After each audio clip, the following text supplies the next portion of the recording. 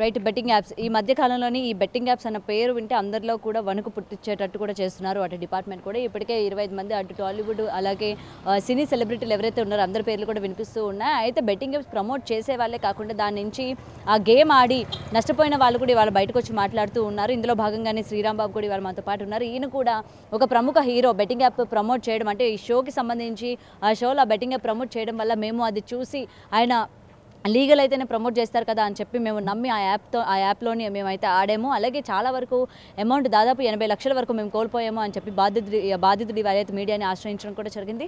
ఆయనతో మాట్లాడదాం, అసలు ఈయన ఎలా అప్రోచ్ అయ్యారు, ఎలా ఆడారు, బెట్టింగ్ అన్నీ కూడా తెలుసుకునే ప్రయత్నం చేద్దాం. సార్, మీరు అసలు ఎక్కడి నుంచి వచ్చారు ఏంటి? అది నెల్లూరు జిల్లా మేడం, ఏఎస్పేట మండలం కావులేడోలు విలేజ్ మేడం. ఇక్కడ బెట్టింగ్ యాప్స్ గురించి మన హైదరాబాద్ కేంద్రంగా ఇన్ఫ్లుయెన్స్ మీద కేసులు, సెలబ్రిటీల మీద కేసులు పెట్టడం జరిగి ఈ విధంగా తెలిసి నేను డబ్బులు పోగొట్టుకున్న బాధితుని మేడం. చెప్పడానికి నా బాధ చెప్పుకోవడానికి సజ్జనా సార్ని కలవడానికి ఇక్కడ హైదరాబాద్ వచ్చాను మేడం. మీరు అసలు ఎలా మీరు బెట్టింగ్ యాప్స్ అంటే ఈ గేమ్ ఉందని చెప్పి మీరు ఎక్కడ చూసారు ఏంటి? అన్స్టాబుల్ షోలో బాలకృష్ణ యాంకర్గా ఉన్న షోలో బాలకృష్ణ సార్, ప్రభాస్ సార్కి, గోపీచంద్ సార్కి ఫండబుల్ బాక్స్ గిఫ్ట్ హ్యాంపర్స్, స్పోర్ట్స్ ఉంటాయి, గేమ్స్ ఆడండి, గిఫ్ట్లు పట్టండి అని చెప్పి స్లోగన్ ఇస్తాడు మేడం. ఫండబుల్ యాప్ ఉంది కదా అని చెప్పి మనం గూగుల్లో సెర్చ్ చేసి డౌన్లోడ్ చేసుకున్నాం మేడం. ఒకరోజు 10,000 పెట్టాను, 18,000 వచ్చాయి. అలా పెట్టుకుంటూ పోతూ 3 లక్షల వరకు గెలుచుకున్నాను. తర్వాత 1.5 years 2 yearsలో 80 lakhs పోయాయి మేడం. అట్లా ఏ పని చేస్తూ ఉంటారండి? నేను టెంట్ హౌస్ ఉంది, ప్లస్ ముఠా మేస్త్రిగా అంటే కూలీలు తీసుకెళ్తూ ఉంటాను మేడం. తీసుకెళ్తూ ఉంటాను. సో ఈ బెట్టింగ్ యాప్స్లోని స్టార్టింగ్ 10,000 పెట్టి ఆడాను అంటున్నారు. మరి 3 లక్షలు వచ్చింది, అక్కడితో ఆగకుండా మళ్ళీ ఇంకెందుకు ఆడారు? ఎందుకంటే వస్తూ ఉంటాయి, పోతూ ఉంటాయి. మరి పోయేటప్పుడు మీరు కొంచెం కూడా గ్రహించలేదా, అరే పోతున్నాయి ఎందుకు మనకి అని చెప్పి? గ్రహించాను మేడం. పోతున్నాయని గ్రహిస్తే ఆ రోజు మనం ఆటోలో టాలెంట్ లేకుండా పోయింది వల్ల 40 రోజులు వరుసగా, 30 రోజుల నుంచి 40 రోజులు వరుసగా వచ్చాయి. తర్వాత పోతుంటే సరే ఇవాళ మనం సరిగా ఆడలేదేమో, సరే రేపు ఆడితే ఒకరోజు జాగ్రత్తగా ఆడితే వస్తాయి కదా అనే ఆలోచనే ఉన్నది. కానీ వాళ్ళు మోసం చేస్తున్నారు ఆలోచనలు చాలా రోజులు పట్టింది. వాళ్ళు మోసం చేస్తూనే మనం ఓడిపోతున్నాం. మనం డబ్బులు గెలుచుకుంటాం. విత్డ్రా టైంలో విత్డ్రా పెట్టాక అప్పుడు రోల్ ఓవర్ కాసేపు ఆడితే మీ విత్డ్రా మీకు వస్తాయని చెప్తారు. అప్పుడు ఆడేటప్పుడు మనల్ని అతను మోసం చేస్తాడు, ఏజెంట్ మోసం చేస్తున్నాడు. మనం ఎక్కడ వేస్తే అది పడకుండా వేరే కలర్ వేస్తాడు. మనం రెడ్ వేస్తే వాళ్ళు బ్లాక్, మనం బ్లాక్ వేస్తే రెడ్, అట్లా మోసం చేస్తాడు. మనకు డబ్బులు వస్తాయి, నిజాయితీగా డబ్బులు వస్తాయి. మనం విత్డ్రా డబ్బులు చేసుకునేటప్పుడే డబ్బులు పోతున్నాయి మేడం. మరి ఇక్కడ ఎవరు తప్పంటారు? మరి డబ్బులు వచ్చినప్పుడు ఆనందపడ్డారు, ఓకే మనం ఆయన ప్రమోట్ చేశారు, మనం ఆడుకున్నాము, హ్యాపీగా వచ్చాయి అని చెప్పి. మరి పోయేటప్పుడు ఇవాళ బయటకు వచ్చారు కదా మీరు, మరి ఇది అన్యాయం అని తెలీదా మీకు? అసలు ఆడడమే అన్యాయం. సరే, ఒకటి ఆడడం అన్యాయం అన్నా తప్పులేదు. ఆడటం మా తప్పు అయితే అది సెలబ్రిటీలు కానీ ఎవరైనా ఒక సోషల్ మీడియా కానీ ఎవరైనా ప్రజలకి చేరింది. అది ప్రజలకు చేరకుండా ఉంటే అసలు తెలియదు కదా మాకు. అది ఆడటం తప్పని అది ప్రజలకి తెలిసిందంటే, ఒక వస్తువు ప్రొడక్ట్ ప్రజల్లోకి వెళ్ళిందంటే అది కొనమనే కదా. ఇప్పుడు ఎవరైనా ఒక స్ప్రైట్ బాటిల్ ఇవ్వన్నారు తాగడానికే కదా. అదే ప్రజలకి ఇట్లా అది కూడా ఒక యాప్ వస్తే ప్రజలకు చేరువ చేసినప్పుడు అది ఏదో ఒకటి చూస్తాం కదా. తాగే వస్తువు కానీ, తినే వస్తువు కానీ, ఆడే వస్తువు కానీ దాన్ని చూసి డౌన్లోడ్ చేసుకోవడం జరిగింది కదా. అది ప్రజలకు తెలియజేసినందు వాళ్ళ తప్ప మా తప్ప అనేది కన్నా వాళ్ళు మా దగ్గర చేర్చకపోతే మేము ఆడాం కదా.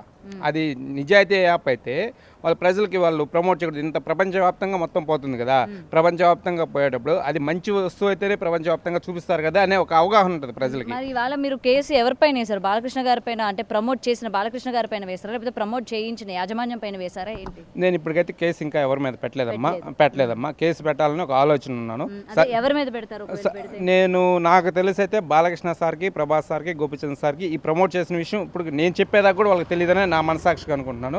ఆ షో యాజమాన్యం ఎవరైతే లీడ్ చేస్తుంటారో ఆ యాజమాన్యం మేనేజ్మెంట్ మీద చర్య తీసుకోవాలని కోరుకుంటున్నాను. ఓకే. సో మీరు 80 లక్షలు పోగొట్టుకున్నా అంటున్నారు కదా, ఎన్నేళ్లలోనే అంటే 2 సంవత్సరాల్లో 80 లక్షల వరకు పోగొట్టుకున్నారు. ఏం మీ ఆస్తి ఏమైనా తాకట్లు పెట్టి ఆడారా లేకపోతే ఏంటి? మా 2 years నుంచి పోగొట్టుకున్నా అంటే నాది గోల్డ్ 15 లక్షల రూపాయలు నా సొంత గోల్డ్ బ్యాంకులో పెట్టుకున్నానమ్మా. 65 లక్షల వరకు ఊళ్ళో అప్పులు చేశానమ్మా. మా ఊరి గ్రామంలో ఒక 50 మంది నుంచి 60 మంది వరకు అప్పులు చేశాను. ఆ అప్పులు పెట్టి ఆడా.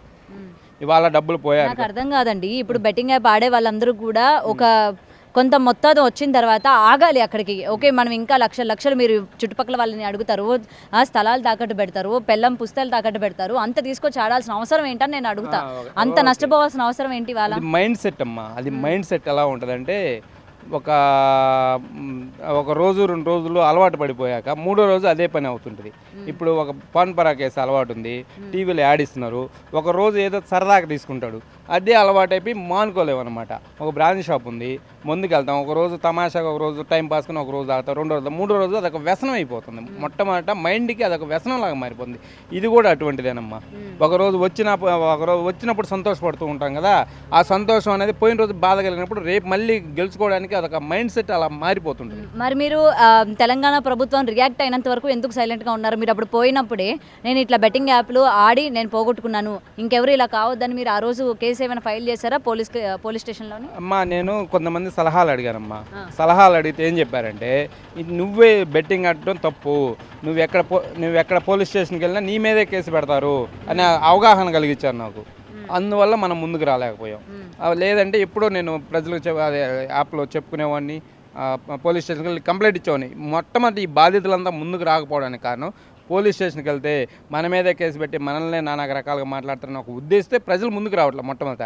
ఇప్పుడు నేనైనా ముందుకు రావడానికి కారణం, పెద్దోళ్ళ మీద కూడా కేసులు పెట్టబట్టి, సజ్జనా సార్ అతను అందరి మీద కేసులు పెట్టబట్టి నేను ముందుకు రాలి, లేకపోతే నేను ముందుకు రాలేను. ఇప్పుడు కూడా లేకపోతే నేను ముందుకు రాలేను.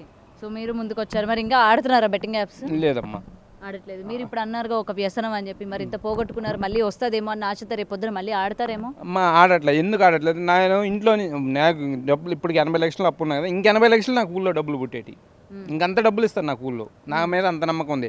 కానీ నేనే తెలుసుకుని ఊళ్ళో నుంచి వచ్చేసా. ఉంటే ఇంకా డబ్బులు అప్పులు పాలవుతాను, ఇంకా ఇది ఒక వ్యసనం అవుద్దని చెప్పి నేను ఊళ్ళో నుంచే వచ్చేసా. అసలు అప్పుడు డబ్బులు లేకపోతే ఆడలేను కదా. ఒక బయటకన్నా వస్తే ఒక కొంచెం మానసికంగా నలిగితే కన్నా ఆడకుండా ఉండలేమని చెప్పి అప్పటికే ఒక మానసిక వేదన, డబ్బులు ఇంత పోతున్నాయి, మనం రేపు ఎలా కట్టాలని ఒక మానసిక వేదన బాగా నా మనసులో నలిగిపోయిందమ్మా అప్పటికే.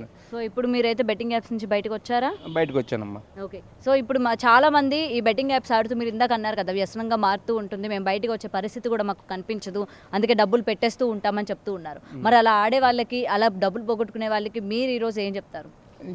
తెలిసి మనం చెప్పినా చెప్పకపోయినా మొట్టమొదటి ప్రచారాలు ముందు బాగా వస్తున్నాయి. ప్రచారాలు మనం నిద్రలేస్తే ప్రతి ఒక్కరు స్మార్ట్ ఫోన్ వాడుతున్నారు. స్మార్ట్ ఫోన్లో యూట్యూబ్ చూస్తేనే మొత్తం బెట్టింగ్ యాప్స్, ఇంకే యాడ్ రావట్లే. మనం ఏదైనా సినిమా చూడాలన్నా బెట్టింగ్ యాప్సే.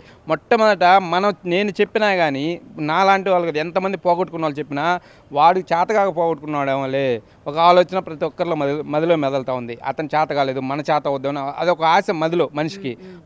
అది ఎట్లా ఆశ కలుగుతుందంటే, ఈ ప్రమోట్ వస్తాయి కదా యాడ్ ఏమొస్తుంది, మీరు 100 రూపాయలు పెట్టండి 10,000 గెలుచుకోవచ్చు, 1000 రూపాయలు పెట్టండి 1,00,000 రూపాయలు గెలుచుకోవచ్చు. ఆ ఒక్క మాట మనిషి మనసులో మైండ్లో ఏర్పడిపోతుంది. 1000 రూపాయలు పెడితే 1,00,000 రూపాయలు వస్తాయేమో అనేది ఒక వార్డు మనిషి ప్రతి ఒక్క సగటు జీవులు ఏంటంటే డబ్బులు తక్కువ ప్రతి ఒక్కరికి, పేదలకి రోజువారీ ఖర్చులు కూడా కష్టమైపోతుంటాయి. ఇదేదో బాగుంది, 1000 రూపాయలు పెడితే మనకు 1,00,000 వస్తాయి అంటున్నాడు అంటే, మన స్కిల్స్ మనకు టాలెంట్ ఉంటే వస్తాయేమో, మన టాలెంట్ మనం నిరూపించుకుందాం అనే ఒక ఉద్దేశంతో ముందుకెళ్తున్నారు ప్రతి ఒక్కరు. ఈ ఒక్కటి ప్రజల్లోకి యాడ్లు అనేవి చేరకుండా ఉంటే ఎవరు ఆర్డర్ అనమాట. ముందు వాళ్ళు చెప్పే 1000 రూపాయలకు 1,00,000 వస్తాయని చెప్పకుండా, మీరు 1000 పెడితే 100 వస్తాయని చెప్పగలిగితే వాళ్ళు మనం ఆడం కదా, నష్టపోతామనే వాళ్ళు చెప్పకపోతే, ఎవరైనా సోషల్ మీడియాలో చెప్పకపోతే రారు కదా ఎవరు. అది సో ఇక నుంచి వాళ్ళు ప్రమోట్ చేయడం కనుక ఆపేస్తే మాలాంటి వాళ్ళు రారు అనేది మీరు చెప్తున్నారు. ప్రమోషన్స్ అనేవి ఆగిపోతే, ప్రజలకు తెలియకపోతే ఎవరు ఏ ప్రోడక్ట్ కొనరు. ప్రోడక్ట్ కొనాలన్నా ఏదైనా ఓకే, ఆ బెట్టింగ్ యాప్ కానీ ఇంకోటి ఏదైనా సరే ప్రజల్లోకి చేరువ కానంత వరకు అది ముందుకెళ్ళదమ్మా. ఇది ప్రజలకు బాగా చేరువయ్యేతలకి అందరూ ముందుకెళ్ళి అదే ఆడుతున్నారు. ఓకే. సో ఇప్పుడు మీరైతే కేసు పెట్టబోతున్నారు అనమాట, మీ నెక్స్ట్ స్టెప్? నేనైతే సజ్జనా సార్ని కలిసి కేసు పెట్టాలనే ఆలోచనలో ఉన్నామ్మా. ఓకే. మరి మీరు ఆ కేసు పెట్టిన తర్వాత ఏం ఎక్స్పెక్ట్ చేస్తున్నారు? మీరు పోగొట్టుకున్న డబ్బులు ఏమైనా తిరిగి ఇవ్వాలని డిమాండ్ చేస్తున్నారా, లేకపోతే ఏంటి? అమ్మా, నేనైతే మొట్టమొదటి డబ్బుల కోసం అయితే ఇక్కడికి రాలేదు. నాలాగా ఎవరు ముందుకు రాలేదు కదా, ఒక పెద్ద బాధ్యత కూడా ముందుకు ఒక అపోహ వస్తే వచ్చాను. మొట్టమొదట నేను న్యాయం అడుగుతా, కాదనట్లా. ఎవరైనా డబ్బు అంటే మనిషి ఎవరికైనా ఆశ. వాళ్ళు ఎంతో కొంత తీసుకుంటారు కదా ఒక యాప్, ఆ యాప్ వల్ల నేను బాధితుని. నాకు అక్కడ ఎవ్రీ ట్రాన్సాక్షన్స్ ఉన్నాయి, ఎవరికి క్లియర్గా ఉంది. నేను ఇట్లా ఏదో అపోహగా చెప్పడం 80 లక్షలు అంటే ఎవరు నమ్మరు మ్యాక్సిమం. నన్ను చూసి అసలు ఎవరు నమ్మట్లే. కాకపోతే నాకు అక్కడ ఎవ్రీ ట్రాన్సాక్షన్ క్లియర్గా చెప్తా, క్లియర్గా చూపిస్తాను నేను ఎవరికైనా. అది అందువల్ల నేను వాస్తవం అయితేనే నాకు ఏదన్నా ఇవ్వండి, లేకపోతే వాస్తవం కాకపోతే నాకేమి ఇవ్వద్దు. వాస్తవం మొత్తం తెలుసుకొని నేను అప్పులు ఉన్నానా లేదా, ఎక్కడ పోగొట్టుకున్నాను, ఏ యాప్లో పోగొట్టుకున్నాను, మొత్తం ఎవ్రీ ట్రాన్సాక్షన్ చెక్ చేసుకొని ఇవ్వమని కోరుతున్నాను. ఇస్తే ఇవ్వండి, లేకపోతే కాబట్టి ఇంకొకరికి ఇటువంటి చేయకుండా ఉండండి. మొట్టమొదట నేను ఎట్లా నష్టపోయా, ఇంకొకరు నష్టపోకుండా చూడండి. మీకు తెలిసిన వరకు మీరు సినీ హీరోలు పెద్దలు మీరు అలా ప్రమోట్ చేస్తే మా దాకా వస్తాయి. ఇప్పుడంతా ప్రపంచం ఎట్లా ఉందంటే, ఒక సినీ హీరోని ఫాలో అవుతున్నారు ప్రతి ఒక్కరు. ఇప్పుడు ఎవరైనా ఒక సినీ హీరో ఏదైనా ప్రోడక్ట్ చెప్తే దాన్ని తాగుతారు. అట్లా ఏదన్నా ఒకటి చెప్తే మనం సచిన్ టెండూల్కర్ ఉన్నారు, ఎంఆర్ఎఫ్ బ్యాట్ ఆడతాడు, మన సచిన్ టెండూల్కర్ ఎంఆర్ఎఫ్ అని మన పిల్లలకు కూడా మన ఎంఆర్ఎఫ్ బ్యాట్ తీసేయాలనుకుంటాం. కింగ్ కోహ్లీ సార్ ఉన్నారు, అట్లా ఎవరొకరు ఏదో ఒక ప్రమోట్ చేస్తుంటారు కదా, వాళ్ళని చూసి మన బిడ్డలకు కూడా అదే తీసేయాలని ఒక ఆలోచనతో ముందు పోతున్నాం. అలా అట్టేటప్పుడు ప్రజలు మిమ్మల్ని చూసి మీరు చెప్పే వస్తువులు కొంటున్నారు కాబట్టి మీరు ప్రమోట్ చేసేటప్పుడు కొంచెం జాగ్రత్తగా చూసుకొని ప్రజలకు ఇబ్బంది కలిగిన విషయాల్లో ప్రమోట్ చేయమని కోరుకుంటున్నాం. రైట్. సో ఇదండి ప్రెసెంట్ అయితే ఏదైతే సినీ సెలబ్రిటీలు మొత్తం కూడా ఈ యాప్స్ అనేవి ప్రమోట్ చేస్తూ ఉంటారంటే ఏదైనా ప్రోడక్ట్స్ మీద కావచ్చు లేకపోతే షోస్లో కావచ్చు ఏవైతే ప్రమోట్ చేస్తూ ఉన్నారో ముఖ్యంగా మనం చూస్తూ ఉన్నాము ఇటు సెలబ్రిటీలని ఆదర్శంగా తీసుకొని వాళ్ళ అడుగుజాడల్లోని అటు ఫ్యాషన్ దగ్గర నుంచి ప్రతిదీ కూడా ఫాలో అయ్యే వాళ్ళు చాలామంది ఉంటారు. మరి వీళ్ళు ప్రమోట్ చేస్తున్న యాప్స్ కూడా లీగలా ఇల్లీగలా, ఇది లీగల్ అయితేనే వీళ్ళు మనకి ప్రమోట్ చేస్తారు కదా, ఇల్లీగల్ అయితే ప్రమోట్ చేయరు కదా అని చెప్పి ప్రజలు కూడా వీళ్ళు ప్రమోట్ చేస్తుంది లీగలే అని చెప్పి కూడా వాళ్ళు ఆడడం కూడా స్టార్ట్ చేస్తూ ఉన్నారు. కాబట్టి ఇలా స్టార్ట్ చేసిన బాధ్యతలే ఈయన. సో ప్రెసెంట్ సెలబ్రిటీస్ కూడా ప్రమోట్ చేసేటప్పుడు కొంచెం ఆచితూచి అసలు లీగలే ఇల్లీగల్ అనుకొని చూసుకొని ప్రమోట్ చేయండి అని చెప్పి అయితే ఈ బాధితులు విన్నపంగా చెప్తూ ఉన్నారు. అయితే ప్రెసెంట్ సజ్జనర్ గారిని కలిసి ఎవరైతే ప్రమోట్ చేయబడ్డారో ఈ యొక్క సంస్థలపైన ఆయన ఇవాళ కేసు వేయడం జరుగుతుంది అని అయితే చెప్తూ ఉన్నారు. కెమెరామెన్ గౌరవ్తో రిపోర్టింగ్, హైదరాబాద్.